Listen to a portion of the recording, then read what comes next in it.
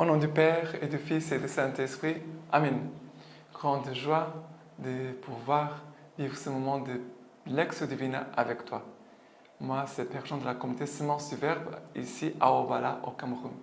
Et aujourd'hui, nous sommes le 8 mars. 8 mars. Et avant qu'on commence à voir les lectures d'aujourd'hui, je te rappelle toujours, c'est important de faire ta Lectio Divina par écrit chaque jour. C'est important de les faire par écrit. Et aussi, après, de pouvoir écouter ces programmes comme un partage, un enrichissement pour toi. OK? Mais la première lecture d'aujourd'hui, c'est 2e Roi, chapitre 5, versets 1 à 15.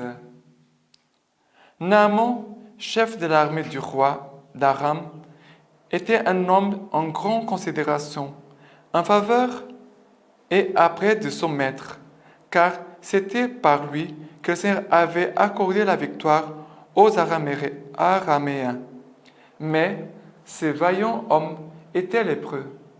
Or les Araméens, sortis en razzia, avaient enlevé du territoire d'Israël une petite fille qui était entrée au service de la femme de Naaman.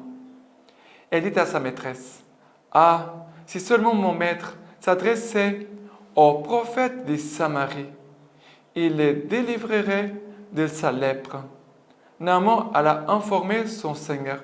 « Voilà, dit-il, de quelle manière a parlé la jeune fille qui vient du pays d'Israël. » Le roi d'Aram répondit, « Pars donc, je vais envoyer une lettre au roi d'Israël. » Naaman partit, prenant avec lui 10 talents d'argent, 6000 cycles d'or et 10 habits de fête. Il présenta au roi d'Israël la lettre, ainsi conçue. « En même temps que te parvient cette lettre, je t'envoie mon serviteur Naaman, pour que tu le délivres de sa lèpre. » À la lecture de la lettre, le roi d'Israël déchira ses vêtements et dit, « Suis-je un Dieu qui puisse donner la mort et la vie pour que celui-là me demande de délivrer quelqu'un de sa lèpre? Pour sûr, rendez-vous bien compte qu'il me cherche querelle. » Mais quand Élisée, l'homme de Dieu, apprit que le roi d'Israël avait déchiré ses vêtements, il fit dire au roi, « Pourquoi as-tu déchiré tes vêtements? Qu'il vienne donc vers moi, et il saura qu'il y a un prophète en Israël. » Naaman arriva avec son attelage et son char et s'arrêta à la porte de la maison d'Élisée. Et Élisée envoya un messager lui dire, « Va te baigner cette fois dans le Jourdain, ta chair redeviendra nette. » Naaman, irrité, s'en alla en disant, « Je m'étais dit, sûrement il sortira et se présentera lui-même. Puis, il invoquera le nom du Seigneur son Dieu. Il agitera la main sur l'endroit malade et délivrera la partie lépreuse. Est-ce que les fleuves de Damas, l'Abana et les Parpar ne valent pas mieux que toutes les eaux d'Israël? Ne pourrais-je pas m'y baigner pour être purifié? » Il tourna bride et partit en colère. Mais ses serviteurs s'approchèrent et s'adressèrent à lui en ces termes. « Mon père, si les prophètes t'avaient prescrit quelque chose de difficile, ne l'aurais-tu pas fait? Combien plus lorsqu'il te dit, baigne-toi et tu seras purifié. » Il descendit donc et se plongea 7 fois dans le Jourdain, selon la parole de l'homme de Dieu. Sa chair devient comme la chair d'un petit enfant. Il était purifié. Il revint chez l'homme de Dieu avec toute son escorte. Il entra, se présenta devant lui et dit, « Oui, je sais désormais qu'il n'y a pas de Dieu par toute la terre, sauf en Israël. » Voilà ce passage du 2e livre des Rois, chapitre 5, que nous parle de Naaman, ça veut dire un païen, qui a la lèpre et qui, grâce à une petite fille qui était du pays d'Israël, qui avait été apportée chez les Araméens, et la petite fille va être à cette présence de Dieu. D'abord, cette petite fille va dire à sa maîtresse, mais pourquoi on n'envoie pas mon maître voir les prophètes en Samarie? C'est cela, la petite fille qui dit, elle dit à sa maîtresse, ah, si seulement mon maître s'adressait aux prophètes de Samarie, il le délivrerait de sa lèpre. Regardez, comme Dieu passe une petite jeune fille comme esclave dans un autre pays, non pas en Israël, qui va donner un conseil. Et après, voilà, toute cette démarche jusqu'au moment que Naaman va rencontrer Élisée. Et lui, il attendait des choses un peu magiques. Il disait, certainement, il allait me demander, il allait prier, lui-même se présenterait devant moi. Après, il agiterait la main sur l'endroit malade. Il allait invoquer le nom du Seigneur, son Dieu, et après, je serais guéri. Voilà. Il a fait tout un film dans sa tête. Comment la grâce de Dieu pouvait se faire. Et la grâce de Dieu n'est pas venue comme ça. Vous savez, Dieu l'a surpris. Heureusement qu'il avait les serviteurs de Naaman, qui lui ont dit, regarde, des petites voix, les serviteurs, une petite jeune fille, les serviteurs vont dire, mais mon père, c'est les prophètes, t'avais prescrit quelque chose de difficile, ne l'aurais-tu pas fait? Et il a commencé à réfléchir, ah oui, bien sûr, j'allais faire quelque chose de difficile pour recevoir la grâce de Dieu, parce que la grâce, elle est tellement grande, il faut quelque chose de difficile. Alors il dit, mais si tu te demandes de te baigner, pourquoi tu ne le fais pas? Baigne-toi dans le Jourdain, cette fois. Et heureusement que Naaman a été, regardez, humble, il a écouté, il a obéi. Et la grâce arrive, la grâce s'est faite. Elle s'est faite dans la vie de Naaman. Mais voyez comment la grâce de Dieu peut passer pour venir jusqu'à nous, pour nous délivrer de nos lèpres. D'accord? Très important. Et on finit ce passage par la proclamation de foi de Naaman. Païen qu'il était, maintenant il va professer la foi. Oui, je sais désormais qu'il n'y a pas de Dieu par toute la terre, sauf en Israël. Maintenant, il reconnaît le Dieu véritable, le Dieu d'Israël.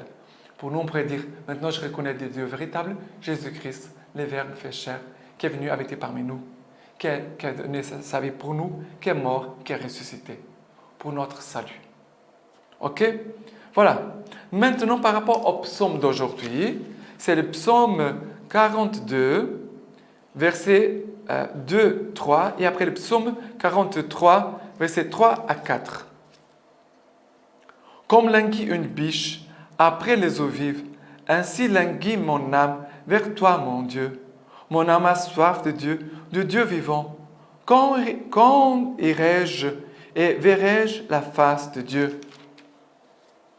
Envoie ta lumière et ta vérité, elles me guideront, me mèneront à ta montagne sainte, jusqu'en tes demeures. Et j'irai vers l'autel de Dieu, jusqu'au Dieu de ma joie. J'exulterai et je te rendrai grâce sur la harpe, Dieu, mon Dieu. Mais ce qui me touche ici, c'est les psaumes 42 commencent pour dire « Mon âme a soif de Dieu ». Mon âme a soif de Dieu vivant. Quand irai-je et verrai-je la face de Dieu? C'est la soif de nous tous, de contempler Dieu, d'être en présence de Dieu, d'être, on pourrait dire même, être dans la volonté de Dieu. Non pas seulement de contempler Dieu, son visage, mais d'être dans la volonté de Dieu. Et après, le psaume 43, 3, 4, envoie ta lumière et ta vérité. Elles me guideront. Ça veut dire que nous tous, on doit chaque jour demander, Seigneur, envoie-moi ta lumière et ta vérité, qu'elle me guide. Aujourd'hui, en ce que je fais, en ce que je dois prendre comme décision, Seigneur, envoie-moi ta lumière et ta vérité. Et après, il va dire, j'irai vers l'autel de Dieu, jusqu'au Dieu de ma joie. Alors, regardez, la lumière et la vérité me conduisent devant l'autel, devant l'Eucharistie, devant le Dieu qui se donne à moi, les dieux vivants, en chaque Eucharistie, qui se donne à nous, à chacun de nous. J'exulterai, je te rendrai grâce sur la harpe, Dieu mon Dieu. Voilà, l'action de grâce comme un fruit de l'amour que Dieu a mis dans nos cœurs, cet amour envers lui, et qui va déborder en action de grâce comme témoignage aussi pour ceux qui sont autour de nous. Et l'évangile d'aujourd'hui, c'est Luc chapitre 4, versets 24 à 30. Et il dit, « En vérité, je vous le dis, aucun prophète n'est pas reçu dans sa patrie. Assurément, je vous le dis, il y avait beaucoup de veuves en Israël au jour d'Élie, lorsque le ciel fut fermé pour 3 ans et 6 mois, quand survint une grande famine sur tous les pays. Et ce n'est pas à aucune d'elles que fut envoyé Élie, mais bien à une veuve de Sarepta, au pays de Sidon. Il y avait aussi beaucoup de lépreux en Israël au temps du prophète Élie, et aucun d'eux ne fut purifié, mais bien Naaman les Syriens. Entendant cela, tous dans la synagogue furent remplis de fureur, et se levant, ils le poussèrent hors de la ville, et le menèrent jusqu'à un escarpement de la colline sur laquelle leur ville était bâtie, pour l'en précipiter. Mais lui, passant au milieu d'eux, alla son chemin. Alors, ici, Jésus est en train de parler. Regardez, autrefois, il avait beaucoup de veuves et Élie va rencontrer une païenne. Il va voir cette femme païenne, mais elle a été une veuve de Sarepta au pays de Sidon, une étrangère. Et après, on va par rapport à Élisée, où à l'époque d'Élisée, il avait aussi beaucoup de lépreux, mais c'est un païen, un Syrien, qui va être guéri. C'est la veuve païenne qui va recevoir la grâce, la bénédiction de Dieu.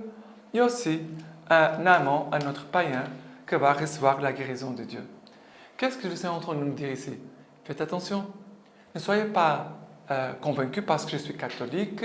Maintenant, Dieu est pour moi, rien de mal va m'arriver. Et parfois, on peut être présomptueux. Et le Seigneur est en train de nous dire, faites attention. Parce que Jésus, il vient pour tous les peuples, pour toutes les nations, pour tous les hommes. Jésus vient pour tous. Et si le cœur d'un païen, il est prêt pour recevoir la grâce de Dieu, Dieu va lui accorder la grâce. Et peut-être les catholiques ou les chrétiens qui n'étaient pas prêts pour recevoir la grâce ne vont pas la recevoir. Et qu'est-ce qui se passe? Dans la synagogue, ils furent tous remplis de fureur parce qu'ils comprirent que Jésus était en train de parler d'eux. Il disait, mais vous n'allez pas recevoir la bénédiction, la grâce de Dieu. Ils n'ont pas voulu écouter. Ils auraient pu se dire, mais c'est vrai ce qu'ils parlent. Parce que tous les Juifs connaissaient ces histoires. Mais ils ne veulent pas écouter. Ils ne veulent pas se convertir. Ils veulent rester comme ils sont. Et ils vont essayer de les faire mourir, les précipiter du haut de la colline. Mais la parole de Dieu dit que Jésus, lui, passant au milieu d'eux, s'en allait son chemin. Jésus, il passe. Il ne se laisse pas arrêter. D'accord? Dieu est libre. La grâce de Dieu, elle est toute libre. OK? Et maintenant, par rapport à la lecture patristique d'aujourd'hui, c'est notre fierté, c'est la croix du Christ de Saint Basile, qui nous dit comme ça. Où est la vraie gloire et en quoi l'homme est-il vraiment grand? Le prophète répond, celui qui veut se glorifier trouvera sa gloire s'il reconnaît et comprend que je suis le Seigneur. Voilà quelle est la noblesse de l'homme. Voilà quelle est sa gloire et sa grandeur. Connaître vraiment ce qui est grand et s'y unir et rechercher sa gloire dans la gloire de Dieu. Et c'est en cela que Paul se glorifie, car il méprise sa propre justice. Il recherche cette justice qui est donnée par le Christ, qui vient de Dieu et qui consiste en la foi. Pour connaître le Christ, éprouver la puissance de sa résurrection et communier aux souffrances de sa passion, en reproduisant sa mort dans l'espoir de parvenir à ressusciter d'entre les morts. Alors, toute la prétention de l'orgueil s'écroule. Il ne te reste plus rien. Pauvre homme, dont tu puisses te vanter, où tu puisses mettre ta fierté et ton espérance. Il ne te reste qu'à mortifier tout ce que tu possèdes, qu'à chercher dans le Christ ta vie future. Nous l'avons par avance. Nous l'avons par avance. Nous y sommes déjà, puisque nous vivons entièrement par la grâce que Dieu nous donne. Puisque nous vivons entièrement par la grâce que Dieu nous donne. Voilà. Et on finit aujourd'hui notre lecture divina. Et je te laisse la bénédiction par les mains toute pure de la Vierge Marie. Que Dieu Tout-Puissant vous bénisse et vous garde, le Père, le Fils et le Saint-Esprit. Amen.